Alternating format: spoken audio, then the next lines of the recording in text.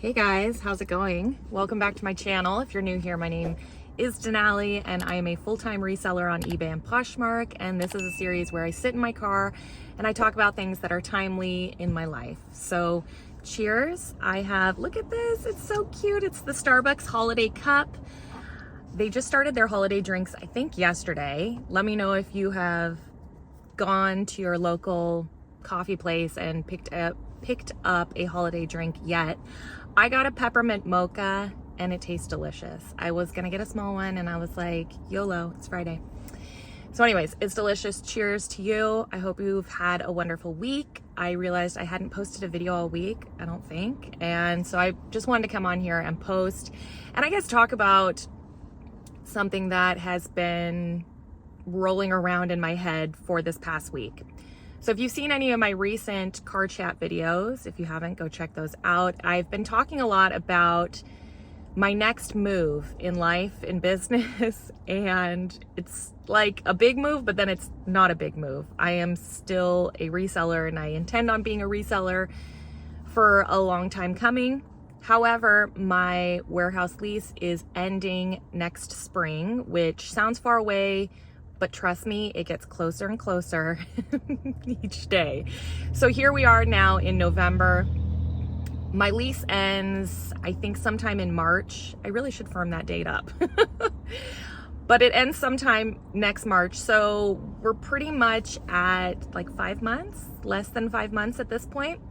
And it's all I think about when I'm here at the warehouse and I look around and I think, oh my gosh, I have so much work to do.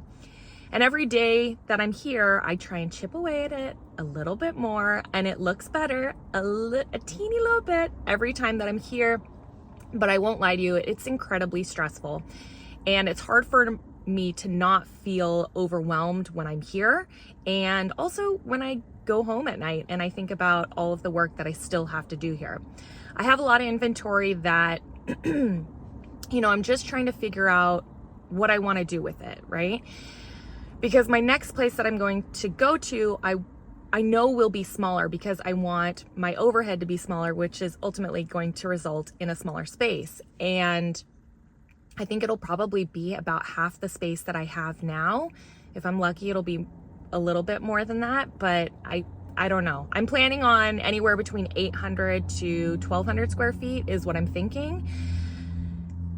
But it just really depends on price, and the prices are so high around here. So high, you guys.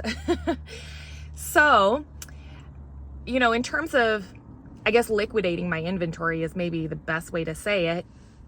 There's a lot of different places that I'm thinking and moving my stuff off to. One of them is for my higher end inventory or more expensive inventory. I'm going to send that to the Real. I started boxing up some stuff yesterday, and yeah, hopefully they take all of it because I don't want it back. I had that thought yesterday. I was like, what if they don't want this? I'm not mentally prepared for them to not want anything. So wish me luck on that. But even as I was doing it, I was texting my friend Tiffany last night and I was telling her that, I packed up like, 30, 40 items, which sounds great and sounds like a lot. But when you have thousands of items, 30 to 40 really isn't that much. And so that's where I go back to. It feels very overwhelming when I go home at the end of the day. I think 30, 40 was nothing, Denali. So there's that. The Real is one place that I'm sending inventory to. Another place is ThredUp. So there's some inventory that, maybe has been either sitting for a while, maybe hasn't sold, or literally just sitting for a while in the warehouse, and I've thought like, I need to do something with this, but I haven't done anything with it. I have just been packing it up and sending it off to ThredUp with abandon. I'm nearing, I told my husband, I'm nearing the point where I just want to like box up everything and send it off there and be done with it. I'm not fully there, but I may reach that point. And then also I found like an online consignment place that I can send some inventory to, and they pay money up front. So I guess it's not really consignment. They just pay up front for inventory, and that's pretty sweet. So, Google, like, in case you're going to be like, what's this place? Just Google, you know, companies that pay for clothing, specialized types of clothing. So there's a strong hint there. So that's one place that I have been sending stuff to as well. And then, yeah, just figuring out, you know, I've sold some stuff on Whatnot. Did I mention that? I've sold new with tag items on Whatnot, and that went really well. I can't remember. I looked up my sales for not Whatnot. I'm sorry, guys. TikTok. On TikTok, I sold a bunch of stuff on TikTok, a lot of new with tag items. And anyways, I can't remember how much money I made. A couple thousand, I think. It went really well, far better than I thought. And I honestly haven't put that much effort into it. I certainly could put more. And I've thought about Whatnot. And in terms of Poshmark selling live, I'm not even approved for that. So I haven't done like all the steps or whatever. And I might as well just sell on Whatnot, I guess. I don't know. Is there a difference? Please let me know. Like Whatnot live selling, Poshmark live selling, like, is there a difference? Is one better than the other? Poshmark has those steep fees though, right? So wouldn't Whatnot be better? But is the audience smaller? I don't know. I've only done Whatnot live selling before, and it's been so long since I did it. And I know I should do it again. It's just so time consuming. It's so time consuming. I know it's a great way to get rid of inventory. I think I'm gonna probably eventually, look at all those words that I'm using. I think I'm gonna probably eventually use it to sell some shoes. I have some shoes that I got in liquidation that I just need to move on with, and I think that would be a really great way to do it. So I'm thinking that, but yeah, it takes a lot of like socialness, and my battery drains really quickly. So anyways, those are just kind of things that I've been thinking about. And then also there's this thought this past week, now I'm getting into the meat of this like 7 minutes in, but for those who stuck with me, one of the things is that I told myself, I was telling my husband this, and I was telling my friend Tiffany this, that I am not going to stress myself out to the point that it jeopardizes my health. And I guess this is kind of one of those things that's like, if you know, you know. I'm one of those people that I will work myself into the ground, and it will take its toll on my body physically. I've had back problems for as long as I can remember, back into my teens. And so sometimes my back will go out if I have too much stress and I overwork my body. So that's not good. And I can be out for like weeks when that's happened before. Sometimes I can overwork myself mentally to the point where I am not in a good headspace, and that can take me out again for weeks.